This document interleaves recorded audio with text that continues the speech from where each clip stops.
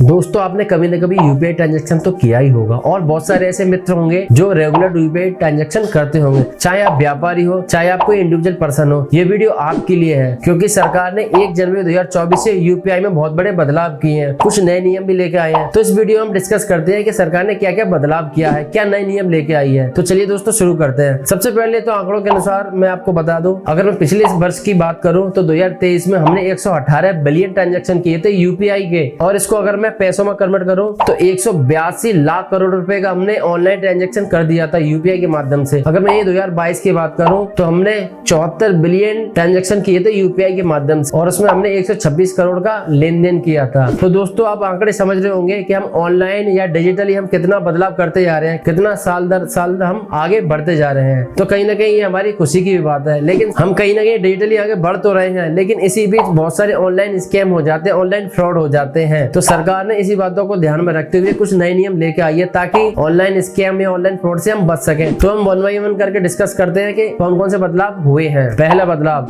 अगर आपने पिछले 1 साल से यूपीआई ट्रांजैक्शन नहीं यूज किया है तो आपका यूपीआई अकाउंट बंद कर दिया जाएगा। आरबीआई ने सभी को यह निर्देश दिया है, चाहे आप पेटीएम यूज करते हो, चाहे आप गूगल पे यूज करते हो, चाहे आप फोन पे यूज करते हो, जो भी हो, अगर आपने 1 साल से यूपीआई ट्रांजैक्शन नहीं किया है तो आपका अकाउंट बंद कर दिया जाएगा। इसके पीछे का कारण ये है कि कभी कभी लोग अपना नंबर बदल देते हैं जिसकी वजह से ऑनलाइन ट्रांजैक्शन नहीं करते। दूसरा, सरकार ने यूपीआई लिमिट को 1 लाख से बढ़ाकर 5 लाख कर दिया है, लेकिन सिर्फ 2 क्लॉज में। आप कहीं मेडिकली मतलब किसी हॉस्पिटल में ट्रांसफर कर रहे हैं तो आप 5 लाख तक कर सकते हैं पर डे, या फिर कहीं एजुकेशनल इंस्टीट्यूट में आप ट्रांसफर कर रहे हैं तो आप 5 लाख तक कर सकते हैं। वैसे 1 लाख रुपए ही लिमिट है। तीसरा बदलाव दोस्तों ये हुआ है, अगर आप यूपीआई लाइट वॉलेट यूज करते हैं, अगर बिना इंटरनेट के ट्रांजेक्शन करते हैं तो इसकी लिमिट 200 से बढ़ाकर 500 कर दी है, और ऑनलाइन माध्यम से इसकी लिमिट 2000 तक कर दी है। दोस्तों चौथा बदलाव ऑटोमेशन के लिए हुआ है, जैसे कि आपके क्रेडिट कार्ड, आपके प्रीमियम्स, आपके जो भी बिल हैं ऑटो डेबिट हो जाते थे, उसमें सरकार ने कुछ बदलाव किया है। इसकी पिछली लिमिट 15,000 थी जिसको बढ़ाकर सरकार ने 1 लाख रुपए कर दिया है। जैसे आप कभी कोई ट्रांजेक्शन करना भूल जाते हैं या फिर कोई प्रीमियम भरना भूल जाते हैं तो आप अपनी सर्विस आपने खुद से स्टार्ट की होती है, जैसे ऑटो डेबिट की, जैसे क्रेडिट कार्ड का भी ऑटो डेबिट हो जाता है या फिर कोई प्रीमियम ऑटो डेबिट हो जाता है, तो इसकी लिमिट अब 1 लाख हो गई है। दोस्तों पांचवा बदलाव ये हुआ है, आप चाहे कोई व्यापारी या कोई मर्चेंट है,